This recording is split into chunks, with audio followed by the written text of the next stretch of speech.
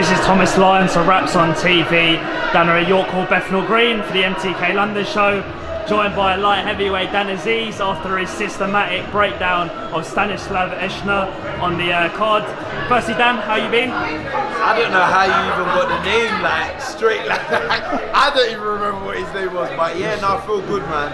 It was 5th round TKO. Like you said, a systematic breakdown, and yeah, we move on to the next date or whatnot. And I mean, you were clinical in the way you broke him down, Yeah. and I mean, the stoppage came in the end, inside the distance. Yeah. How pleased overall were you with your performance tonight? I was pleased, you know, but you know what? The fight was meant to be an 8-rounder, and obviously I'm a long distance fighter. Yeah. So obviously if it was an 8, I'll probably be a bit more clinical and take my time a bit more, but I thought this guy doesn't really deserve to go the full rounds with me. Like, he's not being rude or anything. Yeah. With respect to him, but yeah, so I just felt okay, I needed to press the issue a bit, and yeah, I got him out of there, so yeah.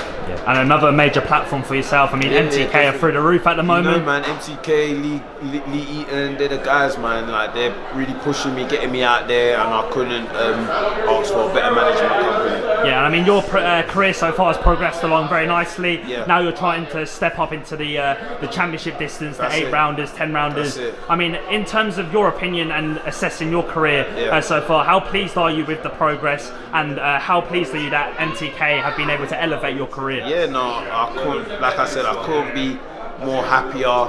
Lee, I talk to him all the time, you know, we talk about, you know, what we're looking to do. They tell me about the plans they got for me, so yeah, I couldn't really complain. You know, I would have loved to do an 8-rounder today, but it is what it is. I'm sure I'll be out again. I think I'm out in April. Lee and that don't mess about. They get me on as many shows as I can. They're doing really good. So yeah. Big up MTK. And I mean, you've got a devoted fan base out there. You brought down a massive crowd. Do you know what? I can't. That's another. I got to thank people who come out and buy tickets and support me, man. Because you know, I get random people that will just message me, yo, can I get tickets? I watched your last fight, you're really good, stuff like that, from young to old. So yeah, no, thanks for all the support, everyone that's getting behind me. Yeah, I mean, maintain your unbeaten record and making that transition phase now. I mean, the domestic scene at the moment's thriving at light heavyweight. Obviously, this weekend we got Ricky Summers challenging Andre Sterling on the Gael Eubank undercard. So I mean, you're in a healthy being able to get these kind of fights. To be honest, they push. They have offered a lot of prospects like a fight with me. I know I'm not gonna say their names, but yeah, like a lot of them have rejected for one reason or the other. But it's what it is. It's only a matter of time that, you know, I'll be in mandatory positions and stuff, and no one can run and hide. You know what I mean? Like, at the end of the day, we're all fighters. You know, I'm not saying anyone's ducking me or whatnot, but I need to get in that position where, you know, there's no way anyone can go. They have to fight me, and I want to fight these guys. So yeah. And I mean, you got the likes of obviously Callum Johnson, Anthony Yarde. There's been a lot of speculation about even Joshua Boazzi at this kind of embryonic stage of his career getting a shot at those for the British title. But I mean, in terms of the overall landscape, I mean, where do you kind of see yourself in that position? I see myself. I'm trying to, you know, progress towards that southern area, English title, that kind of level. That's where I'm bubbling under. Yeah. So yeah, like you said, Garvey and Shinkri, they're fighting for the English. I'd love the winner or the loser. Andre Sterling's fighting Ricky Summers. Andre's got the southern area. I don't know if he's going to drop it or not, but that's a title I'll be willing to fight for. I want to fight for. I need to fight for it to elevate me to that next level. So yeah, that's where I think I'm bubbling under. So yeah. So I mean, in an ideal world, if Andre Sterling was to relinquish that southern area title, would that be kind of the next methodical step for you? Definitely. I think. Well, Lee did say that I'm mandatory for the southern area. So yeah, definitely. If he drops it, I'm looking to straight get in there. Yeah, and I mean, elsewhere on the card, obviously the main event tonight, Paddy Gallagher challenging Freddie Hewitt for the WBO European title. Talk to me about that fight, and how do you see that one playing out? let me be honest with you, I ain't really watched them yet, them fight, so I don't want to give a fake prediction and be like, yeah, this. I don't really know much about them. No disrespect to both of them, but I'm here till the end anyway, so I'll watch it. And maybe if you catch me after, I can let you give you a little insight and what I thought and stuff. So yeah. I mean, just touching back on the domestic scene. Firstly, Anthony Yarde. I mean, he's kind of come under a lot of criticism recently about sort of the way he's progressed through the ranks. I mean, he's number 2 with the WBO and been offered multiple world title shots with the likes of Beterbiev and Kovalev. Do you kind of see this as kind of a bit of weakness from his side, or do you think it's just kind of plying his trade still and taking his time to get that shot?